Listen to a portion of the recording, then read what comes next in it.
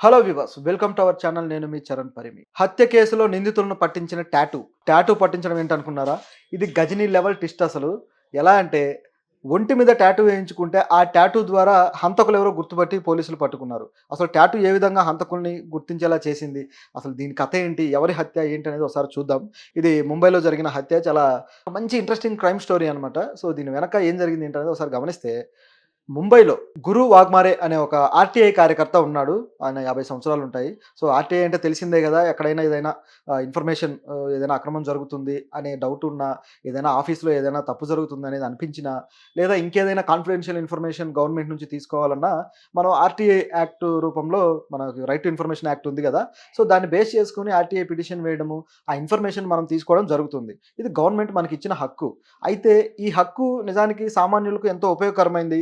Government పథకాలు గావచ్చు, అట్లాగే గవర్నమెంట్ చేస్తున్న ఏది నిర్ణయమైనా సరే కొన్ని కాన్ఫిడెన్షియల్‌గా దాచిపెడుతూ ఉంటారు. కొన్ని విషయాల్లో అయితే కొన్ని అక్రమాలు చేసి, డబ్బులు దోచేసి గూడా ప్రభుత్వ వ్యక్తులు ఎవరైతే ఉంటారో ఉద్యోగులు, అది కూడా దాచిపెడుతూ ఉంటారు. సో, ఇలాంటి సందర్భాల్లో ఎక్కడ ఏ అక్రమం జరిగింది గ్రహించాలన్నా, లేకపోతే ఎందులో ఎంత నిధులు ఖర్చు పెట్టారో తెలుసుకోవాలన్నా ప్రాజెక్టుల విషయంలో మనం ఆర్‌టీఐ ఇన్ఫర్మేషన్ తీసుకుంటాం.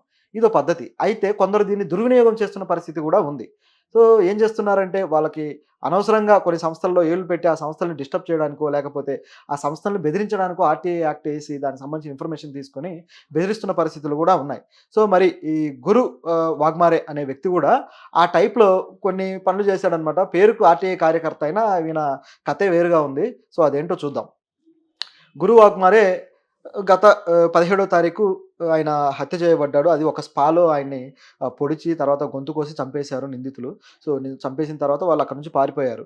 అయితే ఈయన్ని ఎందుకు చంపారు ఏంటనేది గమనిస్తే గురు వాగ్మారే ఒక అలవాటుంది. ఆయనేంటంటే తనను తాను ఆర్‌టీఐ కార్యకర్తగా చెప్పుకుంటాడు. సో, ఈ విధంగా అనేక స్పాల మీద ఆయన ప్రత్యేకంగా దృష్టి పెట్టి ఆయన స్పాల మీద కేసులు వేస్తూ ఉంటాడనమాట. ఆ విధంగా ముంబైలో ఉన్న ఒక స్పా మీద ఆయన కేసు వేశాడు. ఆ స్పా ఓనర్ వచ్చేసి సంతోష్ షేరేకర్.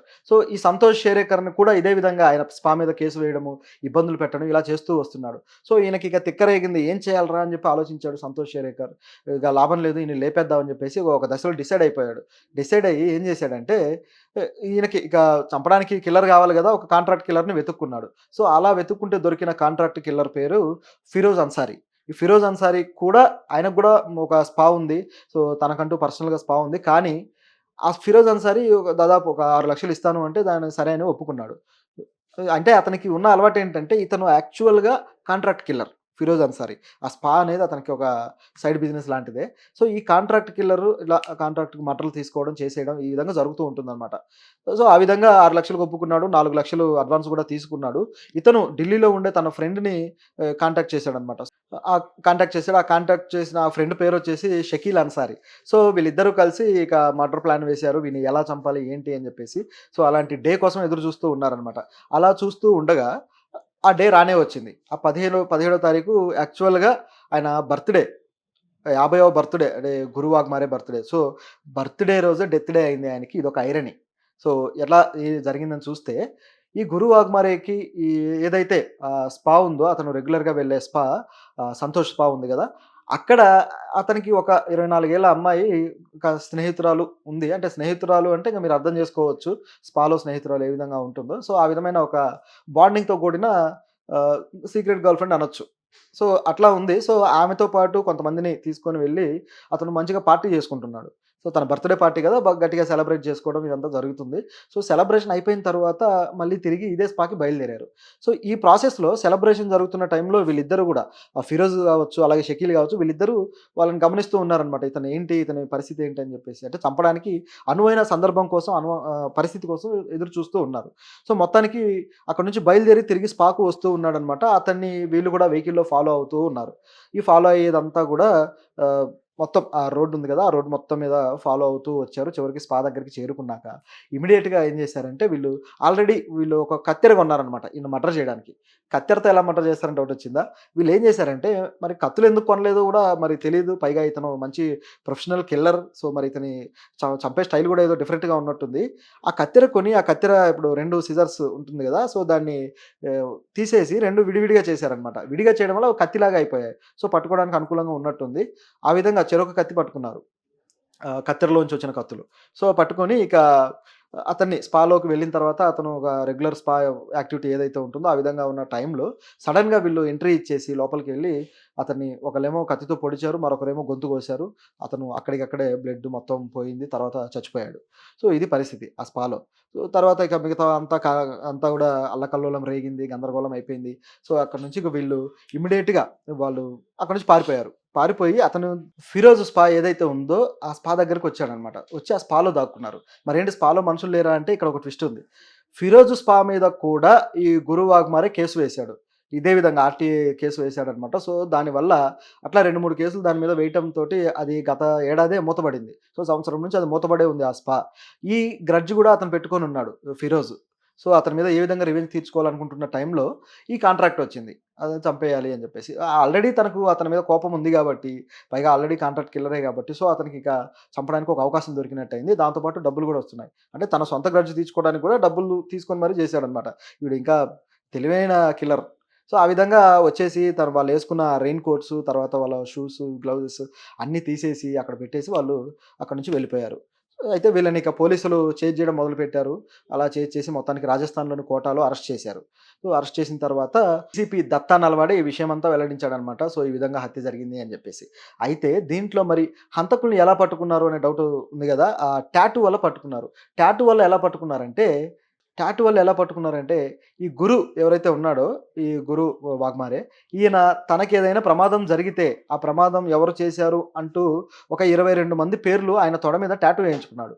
సో, రాసాడనమాట. నాకు ప్రమాదం జరిగితే దానికి వీళ్ళే కారణం అని జెప్పేసి, ఆ టాటూలో రాసి, మొత్తం 22 మంది పేర్లు లైన్‌గా టాటూ వేయించుకున్నాడు. ఆ 22 మంది పేర్లలో కూడా ఈయన కేసు పెట్టిన వాళ్ళున్నారు. వాళ్ళు వీళ్ళందరూ కనిపించారు. అట్లాగే ఇది మూతపడిన అన్సారీ పేరు గూడా ఉంది. ఈ ఫిరోజ్ అన్సారీ పేరు గూడా. సో, దాంతోటి వీళ్ళకి ఒక ఎలిగిందనమాట పోలీసులకి. సో, సంథింగ్ ఏదో జరిగిందని.